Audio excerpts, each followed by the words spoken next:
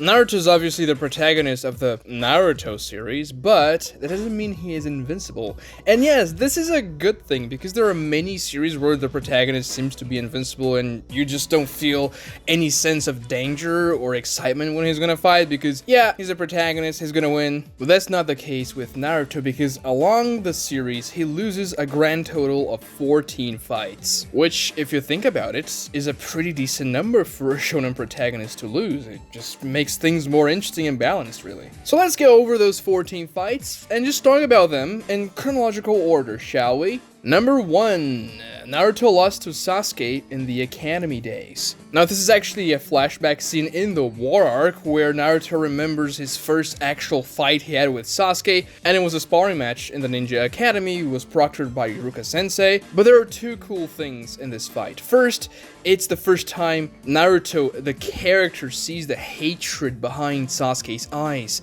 The eyes looking at Naruto as though Sasuke wanted to kill him, but Naruto knowing, oh, this is not for me, this is for somebody else. Obviously, it's Itachi, because Sasuke had just lost his entire family not too long ago, and he already saw that hatred in Sasuke's eyes, which is really cool. And the second interesting thing about this fight is that it's the first time we see the unison sign, which carries a lot of symbolism that we see in their final fight, where the unison sign is actually made by Hashirama and Madara's fingers, because Naruto and Sasuke lost their arms, so they couldn't do it, and it symbolizes that their entire clash of generations has ended, because, well, both of the generations are doing the unison sign now. Just a cool fight, even though it's brief and a flashback. Number 2, Naruto lost to Kakashi in the bell test, and he was very thoroughly humiliated.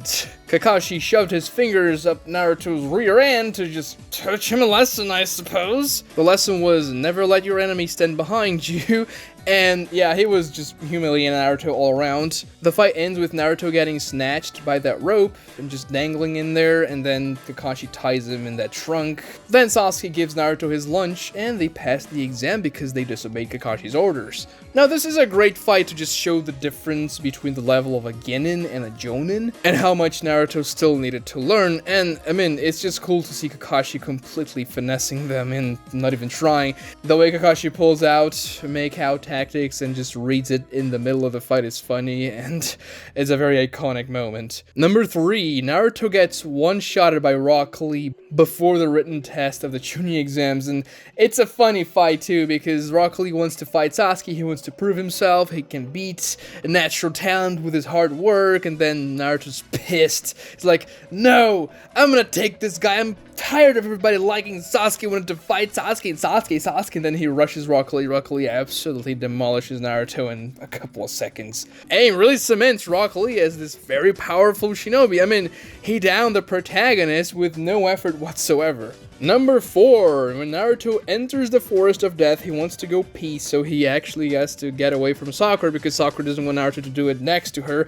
So he enters the forest a little bit deeper, and he gets assaulted by a rain ninja. The guy beats Naruto up. I mean, it's off screen, we don't really see how it happens, but he ties Naruto down, and Naruto is completely subdued. That's a small part of the entire Forest of Death section of the Chunin exams, but it's important because it establishes the forest as a very threatening place with people that want to get you from all sides, and it installs this sense of danger because Team 7 is under attack, and they're going to be constantly under attack. They have to keep their guard up, and if they don't do things right, they're going to get slaughtered here. Luckily for Naruto, the guy just tied him and didn't actually slit his throat or anything. But I mean, he could have, I guess. Number 5, Naruto loses to Orochimaru in the Forest of Death. Now, this is a very cool scene. Sasuke is absolutely terrified of Orochimaru. He doesn't even try to fight him, so Naruto has to step in after calling Sasuke a coward. When Orochimaru attacks Sasuke with his massive snake, Naruto gets in front of him and stops the snake with his 9 tails chakra and says, "You're a little chicken, Sasuke," and that actually motivates Sasuke quite a bit. But after that, Orochimaru realizes, okay, this is a little bit threatening here. The 9 tails chakra, I should probably take care of this before it becomes a bigger problem. So he just grabs Naruto with his massive tongue and uses the 5-pronged seal to further reinforce the 9 tails sealing jutsu so that Naruto can't tap into that chakra anymore.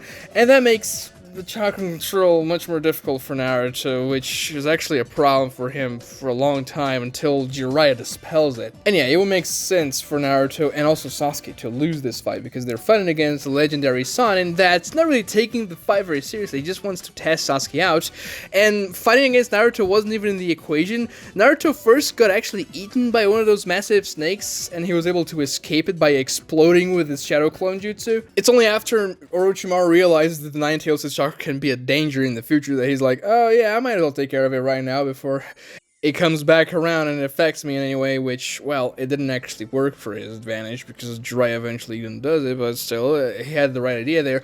I mean, I guess he could have killed Naruto there because he actually tries that later in the Search for Tsunade arc anyway. He's like, yeah, if the Akatsuki gets the Nine Tails, that's gonna be a big problem, so let me just take care of it right now. The problem for Orochimaru in that part of the story was that Jiraiya and Tsunade were there to protect Naruto, but here, like, who's gonna protect Naruto? Sasuke? I mean, sure he could try, but he would fail. So Orochimaru lost his chance there. Number 6, Naruto loses to Kisame. Now this is a very brief exchange, but I will count it as a fight because the two characters traded blows. When Itachi and Kisame show up to Naruto's hotel room to capture him, and Itachi wasn't really trying to capture him, he was just pretending because he was a spy on the Akatsuki. But Naruto comes out of the room, and then he sees Sasuke coming up to Itachi, and Sasuke gets slaughtered by Itachi, punching him, kicking him, and all that kind of stuff. Naruto's absolutely pissed because Itachi is pretty much torturing his best friend, so he draws some of the Nine Tails' chakra, and then he starts to form seals to summon some toads and try to fight against Kisame and Itachi, but Kisame just looks at him and says, too slow, and uses the Samehada to drain Naruto's Nine Tails' chakra, and that's the fight. Naruto is defeated by Kisame with a single Samehada slash. And yeah, Naruto was gonna get his arms and legs chopped off if Jiraiya didn't arrive in time to save him, because Kisame didn't want Naruto to be moving around when he captured them. I mean, he was probably gonna bleed out to death. That was probably more of a threat than anything, but Naruto definitely lost that fight, and yeah, it makes sense for Naruto, this small little genin, to lose a fight against one of the most powerful Akatsuki members. Number 7, Naruto loses to Tsunade's finger, really. When Jiraiya and Naruto finally find Tsunade in the Search for Tsunade arc, she refuses the position of Hokage and saying that the Hokage are losers because of all her past trauma with Dan and Awaki. She obviously didn't want to be a Hokage in that point of the story, and the point of that arc was for Naruto to talk no jutsu Tsunade into becoming the 5th Hokage anyways, but Naruto challenges Tsunade for a fight because she's being very disrespectful towards the previous Hokage, and Naruto doesn't like that one bit. After all, he wants to become Hokage one day. So they go outside the tavern to get into a little brawl, and Naruto, he tries to rush at Tsunade using his imperfect Rasengan, and Tsunade even says before the fight starts, I just need a finger to defeat you, and yeah, that's exactly what she does. Disarming Naruto with a finger, and then just finger slapping Naruto's forehead and make him fly away, because she's really strong and a finger is enough to defeat Naruto in a very humiliating fashion. And yeah, I mean, it's very good to show the difference in power between a legendary son and especially a woman that's known for her absurd strength to Naruto, this genin who's in over his head, but you know, he's trying his best. Number 8, Naruto lost against Kabuto before the three-way deadlock. Kabuto's fighting against Tsunade, punching her. Naruto comes in and protects her in a very cool shot when he enters in front of Kabuto's punch and tanks it with his head. And then he uses his hand to grapple Kabuto's kunai so that he can land a Rasengan on Kabuto. And you may be thinking, well, but Naruto won that fight. He landed a Rasengan, man. That dealt a lot of damage to Kabuto. And yes, it did. And that scene is amazing. It's one of the most emotional scenes in the entire series, and Naruto says, I'm not gonna die until I become the Hokage, and actually performs a perfect Rasengan on Kabuto. But the problem is, Kabuto was able to counterattack while he was being destroyed by Naruto's Rasengan. He touches Naruto's heart. I mean, not the actual, heart, but the heart muscles from outside of Naruto's skin by touching him with his chakra scalpel, and that does a lot of damage to Naruto, who falls down after the Rasengan successfully landed. And sure, Kabuto was downed, and he was pretty much paralyzed for a while there. He couldn't move, but Naruto, he was also downed by Kabuto's counterattack, and Naruto was actually going to die if Tsunade didn't intervene and heal Naruto up, so Naruto actually lost that fight. Which, That fight's very close to being a stalemate, but it wasn't a stalemate because Kabuto came slightly on top. Number 9. Naruto lost to Kimimaro in the Sasuke retrieval arc. So when Sasuke finally catches up to Kimimaro when he was carrying Sasuke in that gourd, he uses a multi-shadow clone jutsu, and all those clones have Ninetales' chakra. You know, you can see their red eyes and amped whiskers, and they even had chakra flowing around them, so they were pretty powerful shadow clones, and they all attacked Kimimaro, and Kimimaro just dealt with them with absolute finesse. Naruto couldn't land a single blow on Kimimaro, which was very humiliating, and then when Naruto ran out of clones, he was like, oh, crap, I guess I lost. And then Rock Lee comes and saves Naruto. It's really cool, but yeah, Naruto really lost to Kimimaro there. He was kinda out of options. I mean, I guess you could say that if he used the first tail of Ninetales' cloak, he could have done something against Kimimaro in that situation, but he only does that against Sasuke because Sasuke prompts him to do that by, you know, forcing his hand. And the emotional impact in a fight against Sasuke is really much higher than the emotional impact in a fight against Kimimaro, which prompted the Ninetales' chakra to come out more. So it's a good thing that Rock Lee arrived and saved Naruto. Real cool. But yeah, Naruto lost that fight. Number 10, Naruto loses to Sasuke in the Valley of the End, in what is the best fight in the shonen genre. Naruto vs Sasuke in the Valley of the End is so great for so many reasons. There's so much anticipation before the fight happens in the arc itself, and also in the series in general, because Naruto and Sasuke had been rivals ever since chapter 3 of the series, so a final confrontation between the two of them was expected. And yes, that wasn't the final one, but it was the final one for Naruto Part 1, which actually was the perfect place for it to end Part 1 before the time skip. And the fight itself is so great. Kishimoto draws it so well. Every single shot of that fight is perfect. The way each character progresses in their powers, and then the other character catches up, gets an advantage in the fight, starts to win the fight, and the other characters actually gets more of an amp, until the characters are equally matched in the end with the Curse Mark Stage 2 and the first tail of the Ninetales cloak when the final Rasengan Chidori clash happened. Everything about that fight is great, and Sasuke wins it ever so slightly. He chooses not to kill Naruto and not to awaken his Mangekyo Sharingan in the end because he doesn't want to be Itachi. He doesn't want to follow his orders.